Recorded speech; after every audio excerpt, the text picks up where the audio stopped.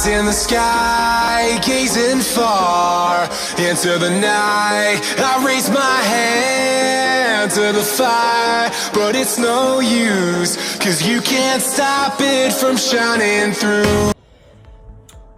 Alright guys, Tommy here. So, video number 5, Nutrition Basics, or Nutrition Series, as I've been calling it. Today we're going to talk about fats, but before we go on, I want to tell you guys this. What I'm sharing with you right now are basics, right? And then what I'd like to do later on is kind of get into more details into certain things, right? But we need to know the basics, because I find that like the reason why so many people miss the mark, get frustrated, don't see good results, is because you want to skip over the basics, right? And you want to run before you walk. That's why many of you, or many people in general, tend to fall for crap supplements, crap programs, crap dietary illusions, okay? So first things first, there's no magic pill.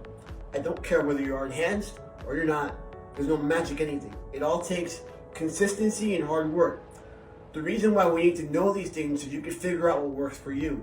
So like I said in my first video, there are different dieting styles. You gotta figure out what works for you. But today we're gonna talk about fats. Alright, now fats. My God, there was a time in fitness, I believe in the 80s, if I'm not mistaken, where like everybody was scared of fat. And fat makes you fat, blah, blah, blah, blah, blah, blah. And then we found out that wasn't true. Who knows? Alright. And now we're living in an area where like everybody's doing these high-fat diets and keto this and keto that, blah, blah, blah. Once again, not a big deal. I just find it funny. So, what does fat do in our bodies? Fat is your secondary source of fuel. It helps transport vitamins K, A, D, and E. It helps lubricate the joints, and it's what your brain is comprised of. That's why essential fatty acids are really good for brain health. All right, now, how do you apply that in fitness? What do you need to know? Okay, the first thing you need to know is the energy yield. So one carbohydrate has 4 calories. 1 gram of carbs has 4 calories. 1 gram of protein has 4 calories, and then 1 gram of fat has 9. So that's why when you're thinking about your overall calories, you have to have less fat than you do anything else, because calories and fat are higher.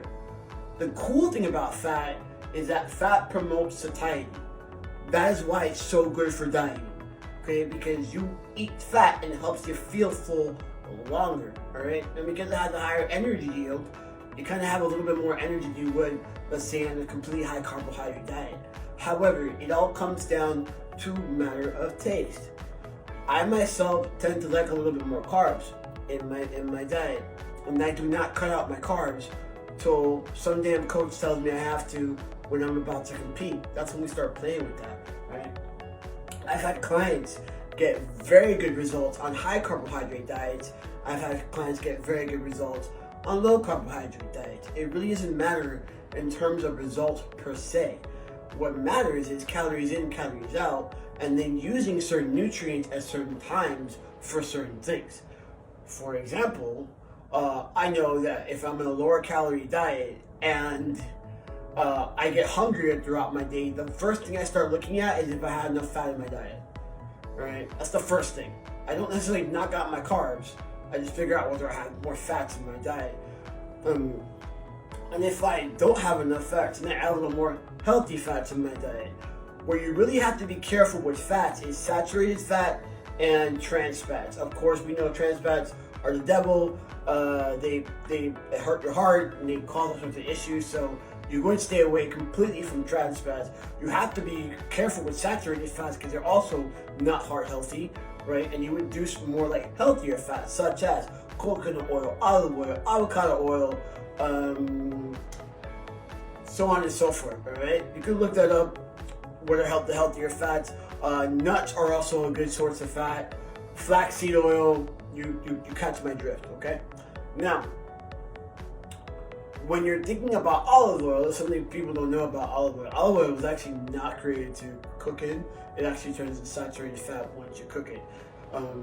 That's something that I found out a couple years back. So I use my olive oil for my salads, and then if I want to cook in a little bit of oil, I personally use coconut oil. Feel free to share any information that you found out that's valid about fats. I hope this helps. If it does help, leave a comment below. Next couple of videos though, we're going to dive in.